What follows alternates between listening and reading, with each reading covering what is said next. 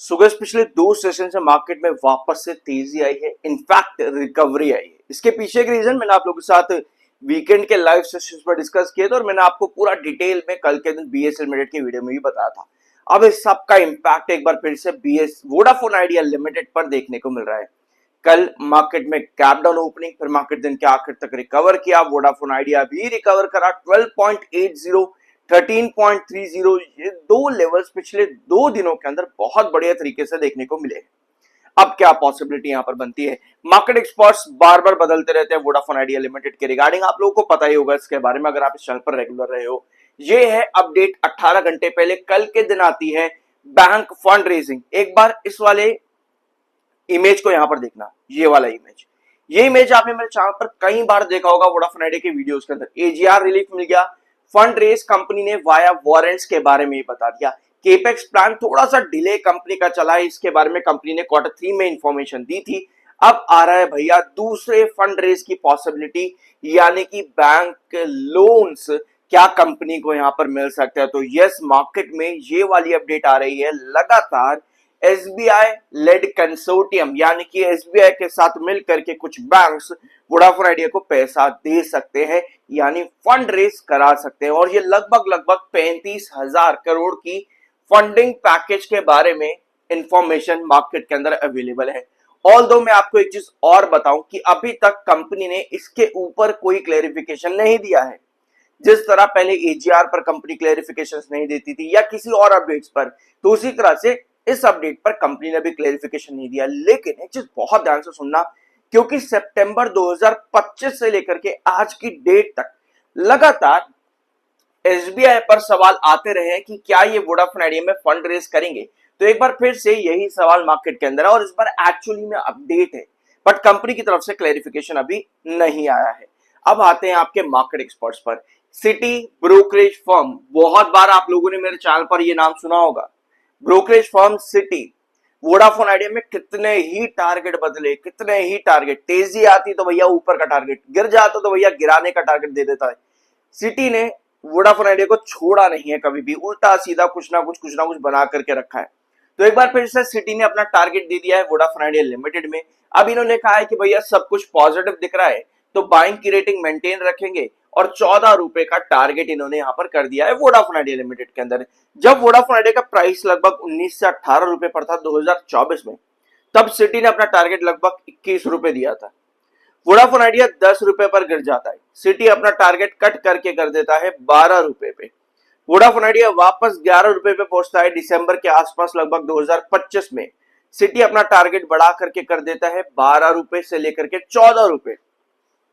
फिर Vodafone idea वापस से गिरता है 10 रुपए, सिटी अपना टारगेट कट कर देता है वापस 11 रुपए पे। अब वोडाफोन आइडिया में फिर से तेजी आई है तो सिटी ने कह दिया है भैया बाइंग की रेटिंग को मेंटेन रखेंगे, टारगेट रखेंगे 14 रुपए का, यानी प्रेजेंट लेवल से लगभग 8% अपसाइड पोटेंशियल। तो भैया मत पड़ना चक्कर में, जो दिख रहा है प्रॉपर रिसर्च और एनालिसिस करके ही काम करना, क्योंकि सिटी ने अपने टारगेट्स कई बार बदले हैं वोडाफोन आइडिया लिमिटेड के अंदर, हर बदलती सिचुएशन के साथ में। फिलहाल के लिए अभी वोडाफोन आइडिया में जो सिचुएशन है वो काफी हद तक अच्छी देखने को मिल रही है। पोटेंशियल अपसाइड देखने को मिल सकता है, कंटिन्यूअस वोलेटिलिटी और रिस्क वोडाफोन आइडिया में अभी भी बना हुआ है। कंपनी 11 रुपए के आसपास जो है अपना वारंट कन्वर्जन या इशुएंस करने वाली है, जिसके लिए 11 जून को कंपनी वोटिंग रखेगी, क्योंकि 11 जून को है कंपनी की एजीएम। ठीक है, एक ईजीएम है और एक एजीएम के बारे में भी कंपनी ने इंफॉर्मेशन दी है Q4 में। 11 जून ही है शायद से, अगर मैं गलत हूं तो एक बार कमेंट बॉक्स में मुझे करेक्ट कर देना। ठीक है, वैसे 11 जून ही है आपकी डेट। ऑलराइट, एमएफआई 75.7 पर आ चुका है, 79 पर आपका आरसी आ चुका है। दोनों ही टेक्निकल्स थोड़े से यहां पर बेयरिश नजर आते हैं वोडाफोन आइडिया लिमिटेड के अभी चार्ट पर। ऑलराइट, ये है वोडाफोन आइडिया लिमिटेड का चार्ट। डेली टाइम फ्रेम का लेंगे और एक हम लेंगे 1 आवर टाइम फ्रेम का। पहले तो यहां पर ये चीजें समझो कि कल के दिन मार्केट गैप डाउन ओपन हुआ था और दिन के आखिर में चढ़ता गया। रीजन कल के बीएससी की वीडियो में जाकर के देखना, आपको मिल जाएगा। अब वोडाफोन आइडिया में पॉजिटिव्स क्या है ऑन चार्ट पैटर्न।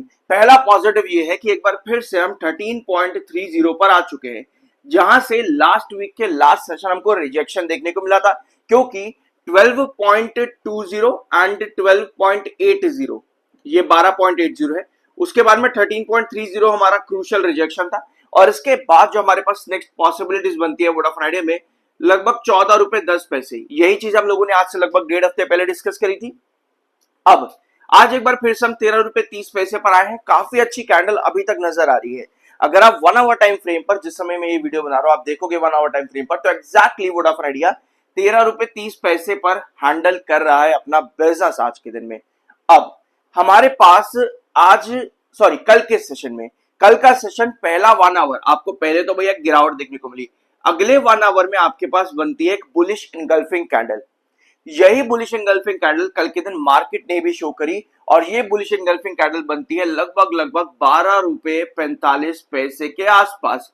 और उसके बाद में जो आपका 12 रुपए 80 पैसे है, वहां पर स्टॉक कहीं ना कहीं एक रिजेक्शन को फेस करता है। 1 घंटा 2 घंटा 3 घंटा 3 घंटे लगातार वोडाफोन आइडिया ने 12 रुपए 80 पर कल के दिन रिजेक्शन फेस किया। उसके बाद में बनती है आपके पास एक सस्टेनेबल कैंडल, और लगभग 13 रुपए तक जाती है। उसके बाद में नेक्स्ट कैंडल 13 रुपए 30 पैसे तक आपको देखने को मिल रही है। ये चीजें समझनी जरूरी, पता क्यों है? क्योंकि 12 रुपए 80 पैसे ये आपका एक्चुअली में एक रिजेक्शन था, जब वोडाफोन आइडिया लिमिटेड 13 रुपए 30 पैसे के क्रूशियल रिजेक्शन पर जाता है, और वहां से अगर इसको डंप मिलता है तो भैया पुराने रिजेक्शन को बेस में कन्वर्ट कर दिया, तो ये एक अच्छी सिचुएशन नजर आती है ऑन चार्ट पैटर्न।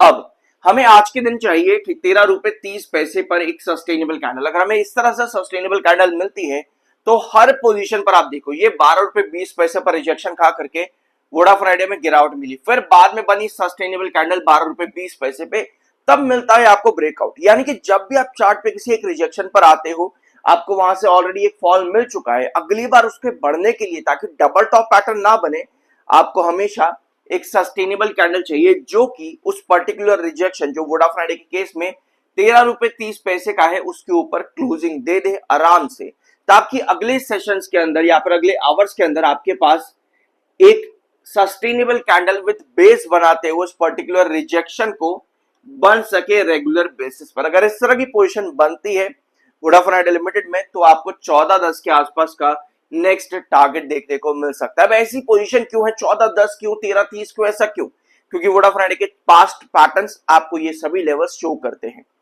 चाहे वो 10-40 हो, चाहे वो 11-40 हो, चाहे वो 12-20 हो, ये सभी चार्ट्स के पास्ट पैटर्न्स पर आपको नजर आ जाएंगे।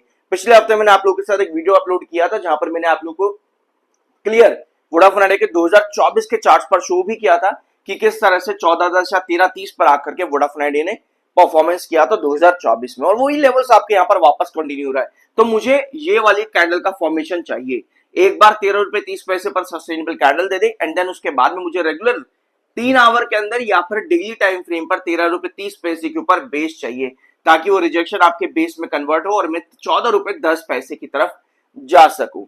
ठीक है, ये वाला पॉइंट क्लियर है। अब मैं आपको एक चीज और यहां पर बताता हूं। देखो यार, एक चीज को नोट करना, अगर आप पहली बार आए हो सब्सक्राइब जरूर कर देना, ठीक है। I am NISM 7 certified. Alright, एक चीज को आप नोट करना, ये मान लो एक रिजेक्शन है X, एक पर्टिकुलर स्टॉक का एक X नाम का रिजेक्शन, X लेवल का रिजेक्शन है। क्या करता है वो स्टॉक, यहां आता है, एक बार चढ़ता चढ़ता चढ़ता भैया, क्योंकि रिजेक्शन है, सेलर देगा और वापस से फॉल करने के लिए जाएगा। जो पुराना रिजेक्शन होगा उसको बेस में कन्वर्ट करेगा, वापस से ऊपर की तरफ जाएगा। ठीक है, अगर फिर से आपको इस तरह की कैंडल मिलती है, दैट मींस कि वो डबल टॉप बना रहा है, आपको गिरावट दिखेगी, समझे इस चीज को। लेकिन हमेशा आपको एक पर्टिकुलर रिजेक्शन पर जब भी वापस से स्टॉक गिर करके ऊपर जाता है, हमेशा वहां आपको चाहिए होता है या पहले एक हैंगिंग बेस, जो कि वोडाफोन आइडिया के केस में 13 रुपए 30 पैसे पर है। अगर इस तरह का हैंगिंग बेस बनता है, तब हमारे पास अपॉर्चुनिटी अच्छी बनती है कि एक सेशन में ऐसा आएगा जब मुझे इस तरह से सस्टेनेबल क्लोजिंग मिलेगी, यानी वो पर्टिकुलर रिजेक्शन के ऊपर ब्रेकआउट देने के लिए पूरी तरह से रेडी है। तो वोडाफोन आइडिया के केस में अगर ये चीज बनती है, तो यस, हमें नेक्स्ट ब्रेकआउट की पॉसिबिलिटी भी नजर आ जाएगी वोडाफोन आइडिया लिमिटेड के अंदर।